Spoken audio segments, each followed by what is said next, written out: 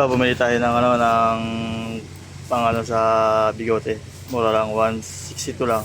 Buksan natin, okay natin. Kung talagang legit pang maganda.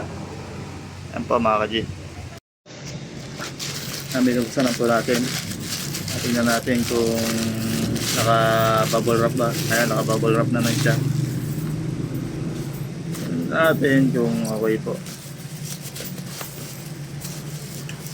Ayan, kung bibili kayo, ito, hindi na kayo gagamit ng saver. Pang-height.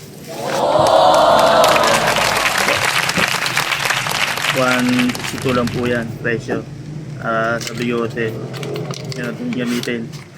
Yan. So, may kasamang instruction.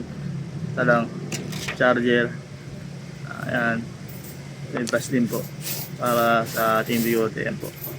So, buksan ba ito? Ayan. Buksan para malinis yung loob. Malinis yung loob. Gumagana agad. Ayan po. Tara, subukan natin. Effective ba?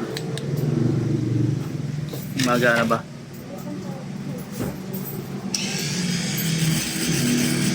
Gumagana naman.